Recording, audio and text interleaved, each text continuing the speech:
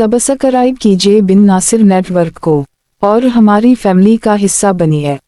दिल एक रात की दुल्हन दिल एपिसोड 1। अरे ये तुम दुल्हन बनकर कहाँ की तैयारी कर रही हो? कहीं यहाँ से भागने का इरादा तो नहीं कर लिया? अपने ऐसे नसीब कहाँ? अपने मुकद्दर में तो उस कोठे की 4 दीवारी लिखी गई है जिससे मैं चाहूँ भी तो दूर नहीं भाग सकती। भाग कर जावगी भी कहाँ रोशनी? वो अपने लंबे घने सियाह बाल कंधे से कमर पे झटकती हुई और बेड पर बैठ गई।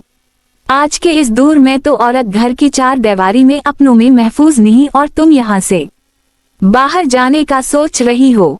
सोचना भी मत रोशनी, उस दूर हमारे अपने ही हमारे दुश्मन बन चुके हैं। खुद को ही देख लो, माँ बाप के गुजरने के बाद शौहर ने दूसरी शादी कर ली और औलाद ना होने का तना देकर घर से निकाल दिया। उसी लिए मुझे नफरत है मर्द के नाम से ही। मर्द मतलबी और जिस्म का भूखा है। मर्द को बिस्तर पर औरत ऐसी चाहिए जिसके सब तलबगार हो और घर में बीवी पाकीज़ा चाहता है जिसका माजी पाक हो। लेकिन मर्द ये नहीं सोचता कि अगर वो खुद को बदल ले तो किसी भी औरत का दामन दागदार ना हो। कोई मर्द से क्यों नहीं पूछता कि तुम्हारे पास क्या सबूत है कि तुम्हारा दामन पाक है? अरे मर्द जिना भी कर ले ना तो उसे माफी है क्योंकि वो मर्द है। मर्द है तो बहकना वाजिब है इस पर, और औरत की एक गलती इसके लिए सारी जिंदगी गले का कांटा बन जाती है जो ना हलक से नीचे उतरता है और ना बाहर आता है। बस उसी लिए नफरत है मुझे दुनिया के हर मर्द है। बस करे रमला बीबी। इतनी नफरत अच्छी नहीं होती। कल को आपको भी ब्याह कर जाना है किसी मर्द के साथ। अगर इतनी नफरत दिल में रखेंगी तो जिंदगी गुजारना मुश्किल हो जाएगा आपके लिए। हाँ रहने दो रोशनी, मुझे नहीं जाना किसी मर्द के साथ। ब्याह करके मैं तो यही रहूंगी और उसी को ठेकी जीनत बनूंगी। इस दुनिया के मर्दों से अच्छे तो ये घनघरू हैं जो ना तो बेवफाई करते हैं और ना ही छोड़ कर जाते हैं। जिन पैरों की जीनत बिन जाएं उसी के हो जाते हैं। किसी दूसरे पैर में जाना भी चाहे तो अपनी तासीर खो देते हैं। अल्लाह ना करे बीबी जी, अल्लाह आपको इस गनत भरी जिंदगी से महफूज रखे, आमीन। रहने दो रोशनी, मुझे ऐसी दुआ ना दो जिसका मैं मान ना रख सकूं।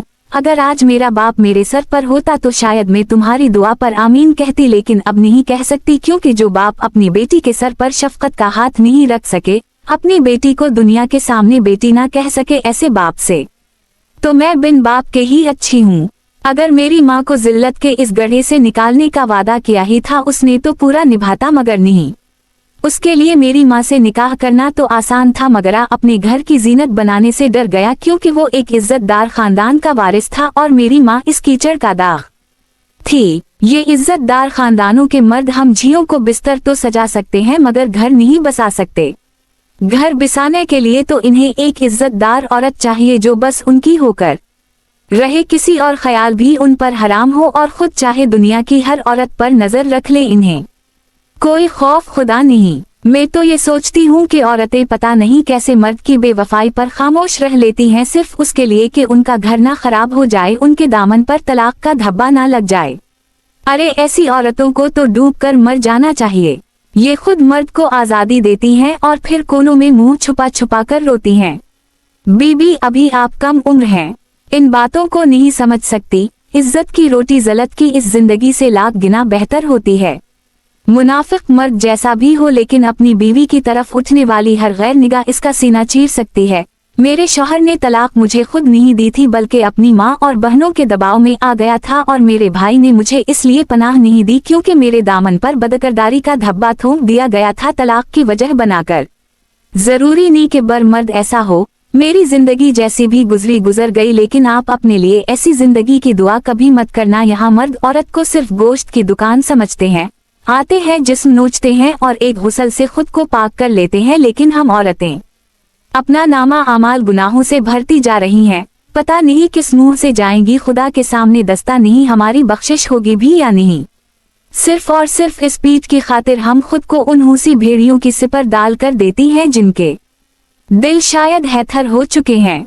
लेकिन एक बात तो साफ है रोशनी, रमला ने रोशनी की बात दरमियान में ही काट दी। यहाँ जो मर्द आते हैं वो तुम्हारा जिस्म नोचते हैं, अजियत देते हैं, मगर उनके जाने के बाद तुम्हें कोई अफसोस नहीं होता क्योंकि तुम्हें उनसे कोई उम्मीद ही नहीं होती। इसलिए मेरे ख्याल से ये जिंदगी ज्यादा बेहतर है।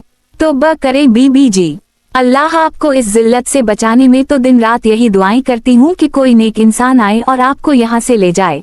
जरूरी नहीं कि हर मर्द ही ऐसा हो, अब उसको ही देख ले जो आज आने वाला है। हर साल आज के दिन यहाँ आता है और इसकी डिमांड होती है बस एक दुल्हन जो पूरी रात घूंघट ओढ़े कमरे में इसके सामने बैठी रही। पिछले 3 साल से ये सिलसिला चल रहा है, लेकिन मुजाल है जो उसने आज तक मुझे हाथ भी लगाया हो। बस चुपचाप फर्श है बैठकर शराब पीता रहता है। पता नहीं किस बात की सजा देता है खुद को। देखने में तो किसी अच्छे घर का लता है, लेकिन पता नहीं क्या हादसा हुआ है इसके साथ जो वो हर साल ऐसा करता है और यहाँ आता भी बस उसी दिन है। अच्छा, ये कहानी तो पहले कभी नहीं सुनी रोशनी, रमला ने जैसे इसकी बात का मजाक बनाया। रोशनी ने अफसोस से सर बुलाया। ये कहानी नहीं हकीकत है रमला बीबी, वाकई वो एक गैरतमंद मर्द है। इस एक रात की बहुत भारी कीमत अदा करता है। बुआजी अगर चाहे तो कुछ भी कर सकता है, लेकिन मेरा खुदा गवाह है कि इसने आज तक मुझे देखा तक नहीं। मैं जिस तरह रात को जाती हूँ उसी तरह सुबह कमरे से वापस आती हूँ। मैं तो खुद हैरान हूँ कि आज के दौर में ऐसे मर्द भी मौजूद हैं। बस कर दो रोशनी, कम अज कम उसे गैरतमंद तो मत बोलो। अगर इतना ही गैरतमंद होता तो कभी कोठे पर ना आना, दिल लगी के लिए कोई और जरिया ढूंढ लेता। भला ये क्या बात हुई कि दिल बहलाने के लिए उसे कराई की दुल्हन का ही सहारा लेना पड़ा। पता नहीं क्या मजबूरी है बेचारे की जो इतनी छोटी सी उम्र में खुद को रोग लगाकर बैठ गया। खैर, हमें क्या, मुझे बातों में लगा दिया आपने, मुझे तैयार होना था। ये सुर्ख जोड़ा मुझे दो रोशनी, आज तुम्हारी जगह मैं दुल्हन बनकर जाऊंगी इसके कमरे में। जरा में भी तो देखो आखिर कौन है वो गैरतमंद मर्द। आज के दौर में इतना नेक इंसान कहाँ से आ गया। आपका दिमाग खराब हो गया है बीबी ही। मुझे मरवाना है आपने बुआ जी से। अगर इन्हें पता चल गया ना तो आज की रात मेरी जिंदगी की आखिरी रात साबित होगी। रोशनी इसके हाथ से इनका झपटती हुई बोली। कुछ नहीं होता रोशनी, तुम ये मुझे दो और तैयार करो मुझे। अम्मा की फिक्र मत करो, वैसे भी वो शहर से बाहर है, इतनी जल्दी नहीं आने वाली। उनका कुछ पता भी नहीं है रमला बीबी वो कब आ जाएं। मैं इतना बड़ा धोखा नहीं दे सकती इन्हें। आपने सुबह यूनिवर्सिटी वापस जाना है, अपनी पैटिंग करें और पढ़ाई पर ध्यान दें। इन सब कामों में पढ़ने की जरूरत नहीं है आपको। आज नहीं तो कल इन कामों में पढ़ना ही है रोशनी, तो आज क्यों नहीं। आखिर तुम्हें डर किस बात का है, अम्मा का या फिर इस बात का कि वो मेरे साथ कुछ गलत ना कर दे। दोनों का डर है मुझे बीबी जी। अच्छा, अभी तो तुम कह रही थी कि वो बड़ा गैरतमंद है, तुम्हारी तरफ कभी आंख उठाकर नहीं देखता, और अब कह रही हो कि डर लग रहा है।